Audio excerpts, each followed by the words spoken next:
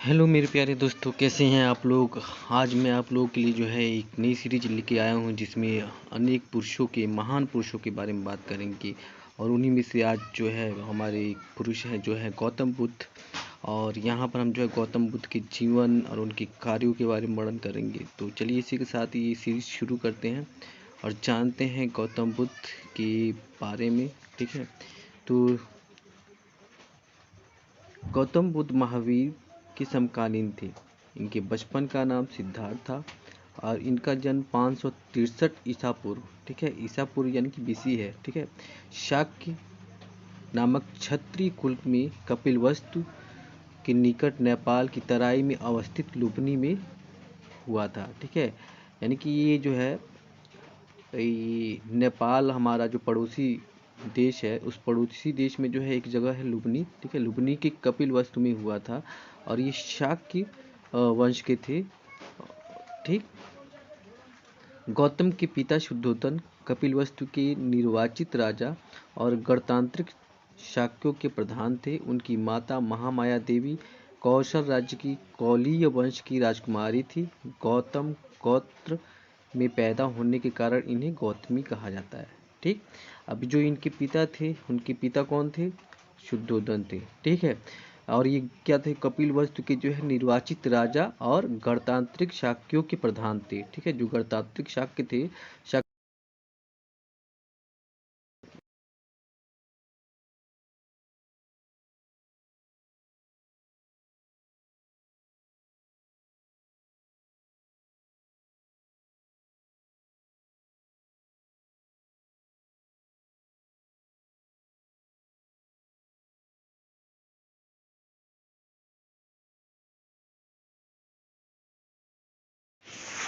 अब यहाँ पर जो है गौतम बुद्ध से संबंधित कुछ स्थलों के बारे में जान लेते हैं। तो इसमें से ये है हमारा नेपाल। नेपाल का एक कपिलवस्तु है। ठीक है, नेपाल के लुबनी की ये हमारा लुबनी है। ठीक है, जहाँ पर इनका जन्म होता है लुबनी में ही कपिलवस्तु पाया जाता है। और ये है हमारा श्रावस्ती, ये कुशीनगर है। ठीक है, जहाँ पर उन्होंने अपना शरीर त्याग दिया था। सारनाथ ये है जहाँ पर उन्होंने पहला उपदेश दिया था। बोध गया ये है जहाँ पर उन्हें जो है ज्ञान की प्राप्ति हुई है। ये गंगा यमुना का जो है नदियाँ बहती है।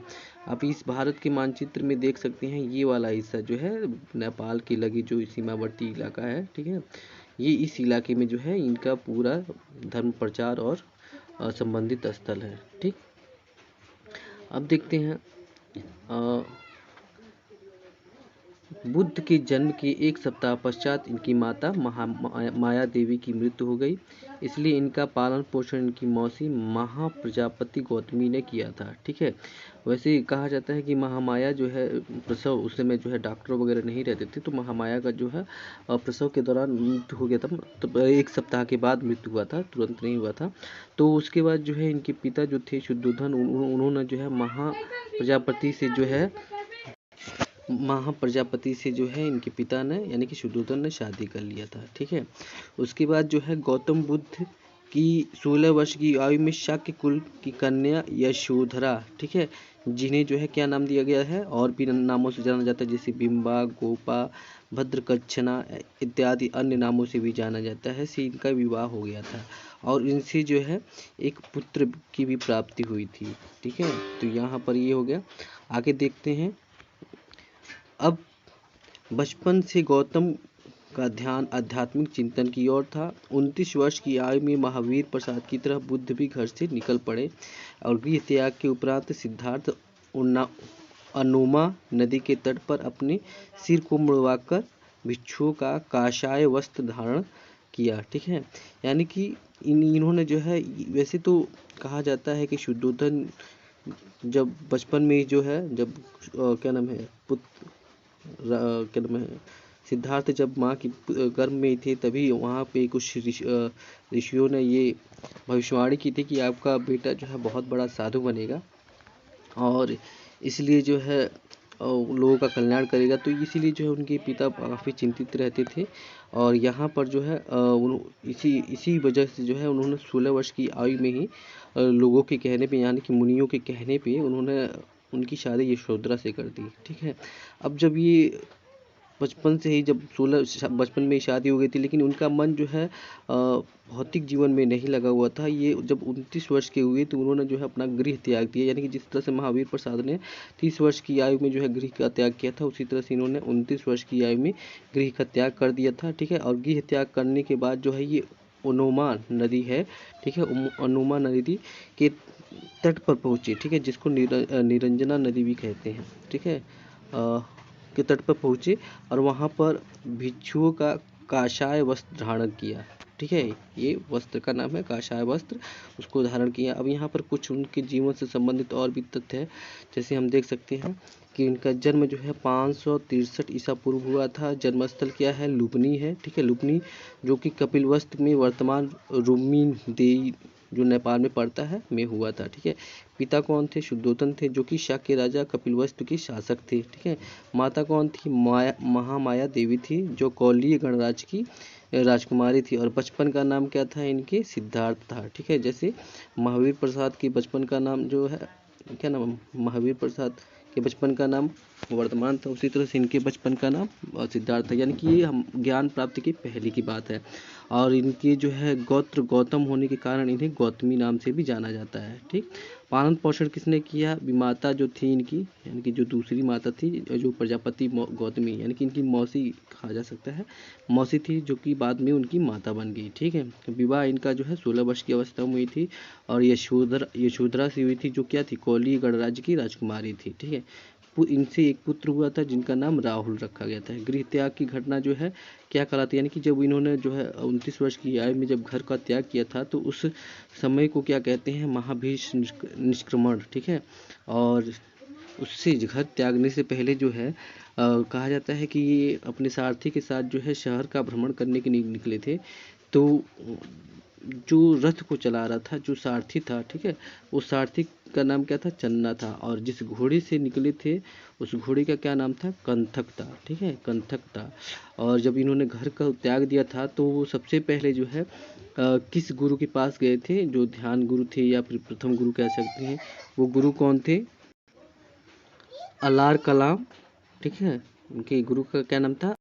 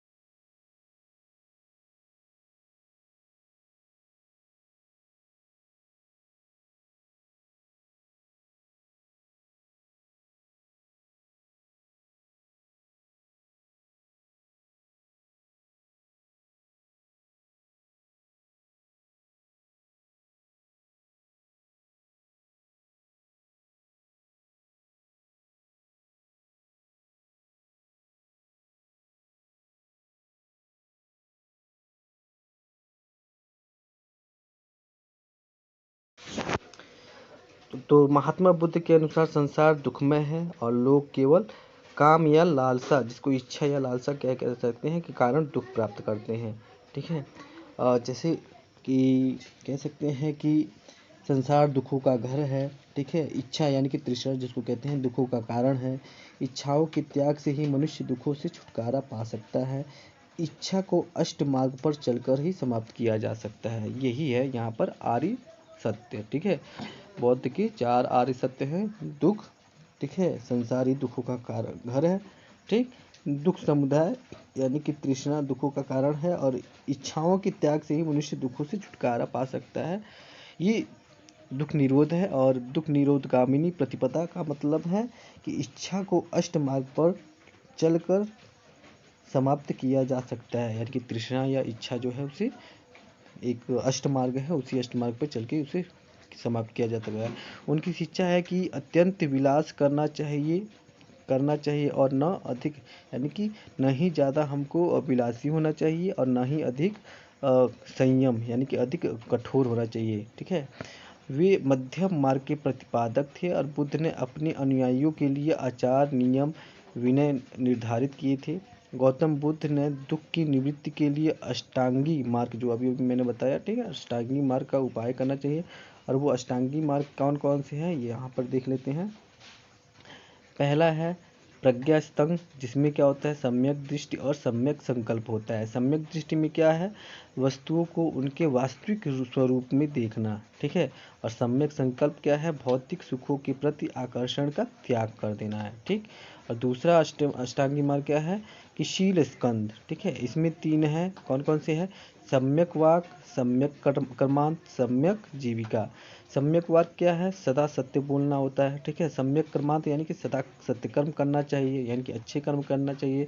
सम्यक जीविका यानी कि सदाचार पूर्वक आजीविका अर्जित करना चाहिए। ठीक है, और फिर अगला है समाधि स्कंद। ठीक है, जो कि तीसरा पड़ाव है और इसमें अष्टांगी मार्ग कौन सा है, सम्यक व्यायाम, सम्यक समृद्धि और सम्यक समाधि। ठीक है, सम्यक व्यायाम में नैतिक, मानसिक व आध्यात्मिक उन्नति के लिए सतत प्रयत्न करना चाहिए। ठीक है, और सम्यक समृद्धि में मिथ्या धारणाओं का परित्याग व वास्तविक धारणाओं का स्मरण करना चाहिए। और सम्यक समाधि में जो है मन की एकाग्रता होनी चाहिए। ठीक है, अब बौद्ध आचार संहिता के मुख्य नियम भी हैं। कौन कौन से नियम हैं उसको भी देख लेते हैं कि पराये धन का लोभ नहीं करना चाहिए। ठीक है, पराये धन का लोभ नहीं करना चाहिए।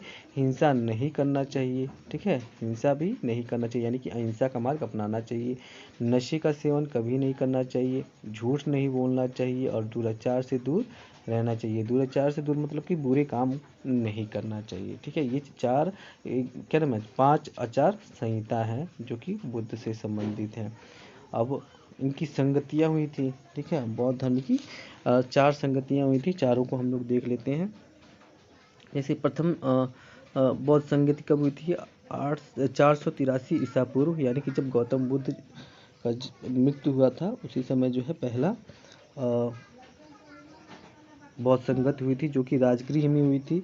और इसे करवाने वाले कौन थे, उसके अध्यक्ष कौन थे, महाकश्यप था। ठीक है, महाकश्यप थे और किनका शासन चल रहा था उसमें, अजातशत्रु का शासन चल रहा था।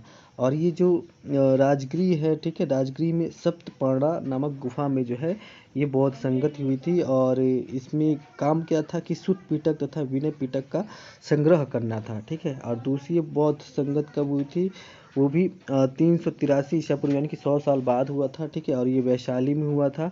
और इसमें अध्यक्ष कौन थे, सर्वकामी, जिसको हम साबक मीर भी कहते हैं। ठीक है, और ये किसके समय में हुआ था, काला अशोक के समय में हुआ था। तीसरी संगत जो है 250 ईसा पूर्व में हुआ था, जो कि पाटलिपुत्र में हुआ था। और इसे करवाने वाले कौन थे, मोगलीपुत्र तीस थे। ठीक है, मोगलीपुत्र तीस, जिसको तिस्य भी कहते हैं। और ये किसके समय में हुआ था, अशोक के समय में हुआ था। और इसमें अशोक मौर्य, ठीक है, अशोक मौर्य जो थे चंद्रगुप्त मौर्य के नाम है पुत्र थे। तो इसमें क्या कहा गया था कि तीसरा पिटक यानी कि अधिधम्म पिटक को संकलित कर कथा वस्तु को जोड़ा गया और 18 मिथ्यावादी को संघ से निष्कासित किया गया था उस समय, ठीक है। और चौथा जो बौद्ध संगति हुई थी ये कब हुआ था, ये प्रथम सदी ईसा पूर्व यानी कि 98 ईसा पूर्व में हुआ था। और ये हुआ कहाँ था, कुंडलवन कश्मीर में जहाँ जो पड़ता है वहाँ पर हुआ था। और इसके जो अध्यक्ष कौन थे, इसके अध्यक्ष थे वसुमित्र थे, ठीक है, अध्यक्ष थे। और एक और अध्यक्ष थे जो अश्वघोष जिनको कहा जाते थे, वो उपाध्यक्ष के रूप में काम कर रहे थे, ठीक है। अश्वघोष जो है उपाध्यक्ष के रूप में काम कर रहे थे। और समय किसका था, कनिष्क का समय था, ठीक है। किसके शासन में हुआ था, कनिष्क के शासन काल में थे। और कनिष्क किसके वंश के थे, कुषाण वंश के थे, ठीक है। और इसमें कार्य क्या था कि विभाषा शास्त्र का संकलन किया गया। बौद्ध धर्म स्पष्ट रूप से हीनयान तथा महायान में बट गया था, ठीक है। आगे देखते हैं। बौद्ध धर्म ईश्वर और आत्मा को नहीं मानता है। इसे विशेष रूप से निम्न वर्णों का समर्थन प्राप्त हुआ क्योंकि इसमें वर्ण व्यवस्था की निंदा की गई थी। बौद्ध संघ का द्वार सभी के लिए खुला रहता था, भले ही वह किसी भी जात का, यानी कि इसमें ये धर्म जो था ये समान, सबके लिए समान था, ठीक है। ये समान धर्म था और इसमें कोई भी ऊंच नीच का भेदभाव नहीं रखा गया, ठीक है। बौद्ध धर्म में दिवालिया, दासों और ऋण न चुका पाने वालों का संघ में प्रवेश वर्जित था, यानी कि जो दिवालिया हो गया था, ठीक है, या फिर कोई दास था या फिर ऋण लिया था, कर्ज लिया था, ऐसे लोग जो है मठ में नहीं आ सकते थे या संघ में प्रवेश नहीं कर सकते थे। संघ में प्रवेश का अधिकार प्रारंभ में स्त्रियों को नहीं था, ठीक है, परंतु बाद में दे दिया गया और जिससे उन्हें पुरुषों की बराबरी प्राप्त होती थी, ठीक है। इस तरह से जो है महिला सशक्तिकरण शुरू हो गया था उस समय भी, ठीक। अब जो है बौद्ध धर्म के प्रचार के कारण क्या थे, महात्मा बुद्ध की मृत्यु के उपरांत उनकी शिक्षाओं को संकलित कर 3 पिटकों में विभाजित किया गया था। वो 3 पिटक कौन कौन से हैं उसको हम देख लेते हैं यहाँ पर। पहला है जो है शुद्ध पिटक, पिटकों में बृहत्तम यानी कि बहुत बड़ा पिटक है, इसका रूप बड़ा है और बुद्ध के उपदेश संवादों का संकलन किया गया है इसमें। दूसरा है विनय पिटक और पिटकों में लघुत्तम है, यही सबसे छोटा है और बौद्ध संघ के आचार विचार व विनय निषेध का संकलन किया गया है। और तीसरा है अभिधम पिटक, ठीक है। और पिटकों में मध्यम है, ठीक है, और बुद्ध की आध्यात्मिक व दार्शनिक विचारों का संकलन किया गया है, ठीक। आगे देखते हैं ब्राह्मण धर्म, ठीक है, जो वैदिक साहित्य था, वैदिक काल था, ठीक है, उसमें उसी को ब्राह्मण धर्म कहते हैं। ब्राह्मण धर्म की तुलना में बौद्ध धर्म अधिक उदार और अधिक जनतांत्रिक था, ठीक है। बुद्ध का व्यक्तित्व और धर्मोपदेश देने की उनकी प्रणाली दोनों ही बौद्ध धर्म के प्रचार में सहायक सिद्ध हुई। निंदा और गाली से उन्हें क्रोध नहीं आता था, कठिन स्थितियों में भी वे धीर और शांत बने रहते थे और जनसाधारण की भाषा पाली को अपनाने में बौद्ध धर्म के प्रचार को बल मिला। यानी कि उस समय जो है संस्कृत कुछ उत्कृष्ट लोगों के द्वारा ही बोली जाती थी, प्रयोग की जाती थी, लेकिन यहाँ पर जो है इन्होंने जन भाषा का प्रयोग किया, यानी कि जो पाली थी उसका प्रयोग किया। और साथ ही साथ जो है ये किसी भी बात का पूरा नहीं मानते थे, कोई निंदा करता या गाली देते थे तो उससे इन्हें क्रोध नहीं आता था, ये हमेशा शांत बने रहते थे, ठीक है, और धीर धारण किए हुए थे, ठीक। और इसी की वजह से इनके जो है धर्म का प्रचार और प्रसार ज़्यादा होता गया, ठीक। और बुद्ध के पंचशील सिद्धांत का वर्णन छंदोग्य उपनिषद में मिलता है, ठीक। आगे देखते हैं गौतम बुद्ध ने संघ की स्थापना की जिसमें प्रत्येक व्यक्ति जाति या लिंग भेद के बिना प्रवेश कर सकता था। संघ में प्रवेश पाने के लिए गृहस्थ जीवन का त्याग न व कर्म से कम 15 वर्ष की आयु का होना आवश्यक था। माता पिता की अनुमति के बिना कोई व्यक्ति इसमें प्रवेश नहीं पा सकता था, ठीक है। अस्वस्थ, शारीरिक विकलांग, रेडी, सैनिक और दासों का संघ में प्रवेश वर्जित था, यानी कि इतने लोग थे जो संघ में प्रवेश नहीं कर सकते थे। संघ की कौन कौन से थे, अस्वस्थ व्यक्ति, शारीरिक विकलांग हो, रेडी हो यानी कि किसी से कर्ज लिया हो, सैनिक हो यानी कि युद्ध में जाता हो, ठीक है, और दास जो थे, ठीक है, वो कभी भी संघ में प्रवेश नहीं कर सकते। संघ की सभा में प्रस्ताव को नति या वृत्ति कहा जाता था, जबकि प्रस्ताव पाठ को अनुसावन कहते थे। बहुमत से पारित प्रस्ताव को भूमिस्कम कहा जाता था और मतभेद पर मत विभाजन यानी कि मतदान होता था, यानी कि उस समय ही मतदान की प्रणाली चल रही थी, ठीक। अब सभा में बैठने की व्यवस्था करने वाले अधिकारी को आसन प्रज्ञापक कहा जाता था, ठीक है, जिसकी इसकी बैठक के लिए न्यूनतम उपस्थिति यानी कि कोरम कितना होना चाहिए था, 20 लोगों का होना चाहिए था, ठीक है। जब किसी विशेष अवसर पर सभी भिक्षु या भिक्षुणियाँ धर्म वार्ता करते थे तो उन्हें उपोसत कहते थे, ठीक है। क्या कहते थे? उपोसत कहते थे। जब भी भिक्षु और भिक्षुणियाँ आपस में डिस्कस करते थे, बात करते थे।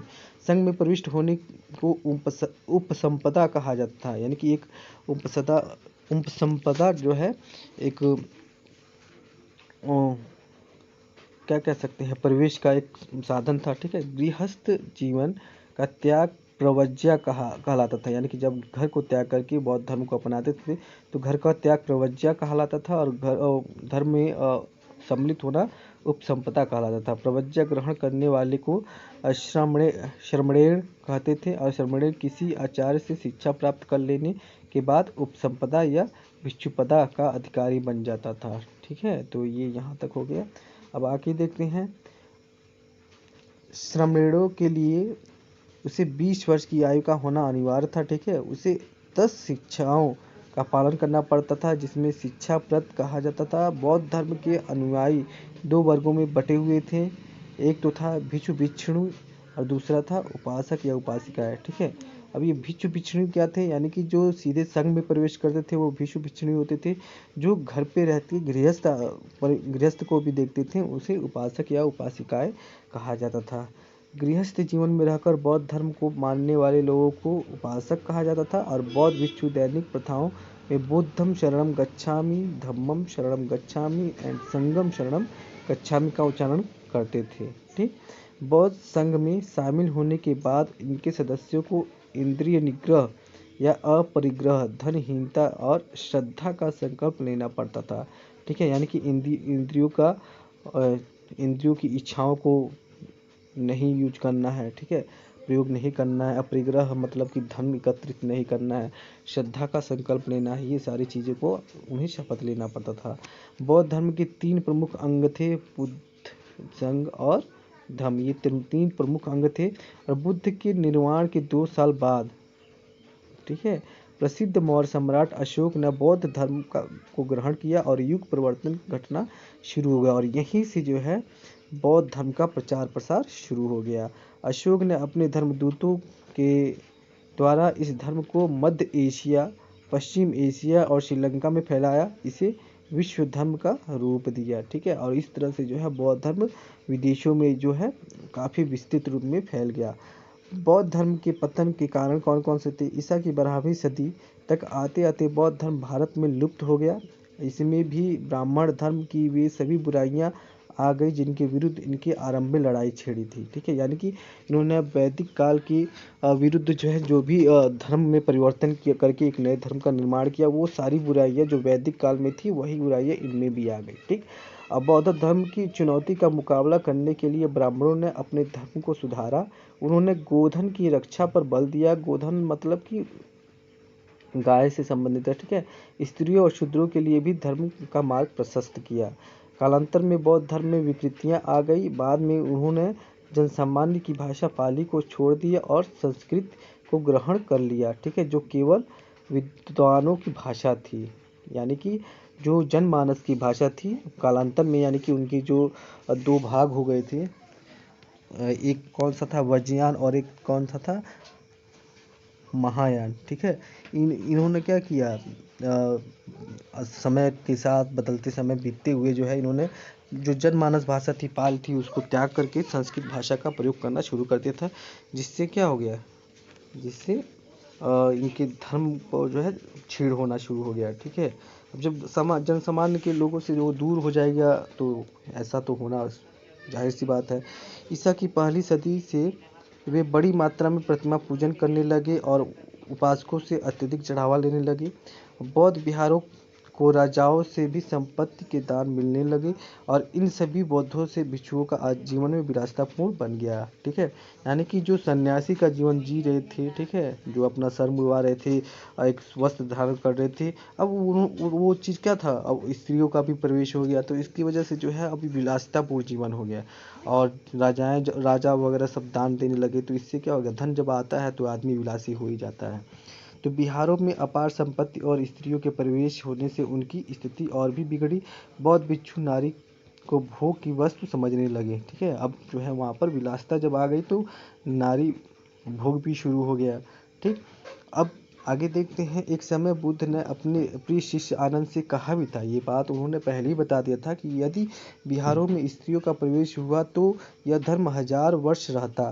ठीक है, हजारों वर्ष, यानी कि अगर स्त्रियों का प्रवेश नहीं रहा होता इस धर्म में, बौद्ध धर्म में, तो ये जो है कई वर्षों तक चलता, हजारों वर्षों तक चलता। लेकिन जब स्त्रियों का प्रवेशाधिकार दे दिया गया तब यह धर्म केवल जो है 500 वर्ष ही जगह, यानी कि उसका आधा ही समय जो है ये चल पाएगा, और हुआ भी ऐसा ही। ब्राह्मण शासक पुष्यमित्र शुंग ने बौद्धों को प्रताड़ित किया। शैव संप्रदाय में हूण राजा मिहिरकुल ने सैकड़ों बौद्धों को मौत की घाट उतार दिया और गौड़ देश के शिवभक्त शशांक ने बोध गया में उस बोध वृक्ष को काट डाला जिससे बुद्ध की ज्ञान प्राप्त हुई थी। तो यानी कि आप देख सकते हैं जो पुष्यमित्र शुंग था, ठीक है, ये ब्राह्मणवादी था और इसने जो है जितने भी बौद्ध धर्म के उपासक थे या बौद्ध भिक्षुक थे उनको जो है क्या किए, काफ़ी प्रताड़ित किया। और एक शैव संप्रदाय के जो हुड़ थे जिनको मिहिर कुल कहा गया, ठीक है, उसने जो है सैकड़ों बौद्ध अनुयायियों को जो है मौत के घाट उतार दिया। और वहीं पे जो है गौड़ देश के एक राजा थे जिनका नाम जो है, जो भी एक शैव भक्त थे जिसको शिव भक्त कहा जाता है, शशांक ने क्या किया, बौद्ध वृक्ष जो थी जहाँ पर गौतम बुद्ध ने ज्ञान की प्राप्ति की थी उस वृक्ष को क्या किया, कटवा दिया। ठीक है, तो इस तरह से जो है बौद्ध काल का जो है पतन हुआ। और उम्मीद है ये सीरीज आपको अच्छी लगी हो, और अच्छी लगी हो तो इसको लाइक करिएगा, वीडियो को शेयर करिएगा और चैनल को सब्सक्राइब भी कर लीजिएगा। आने वाले समय में ऐसे ही जो है बेहतरीन नॉलेजेबल, जिसको ज्ञानवर्धक जो है टॉपिक लेकर आता रहूँगा। तब तक के लिए धन्यवाद, नमस्कार, फिर मिलते हैं।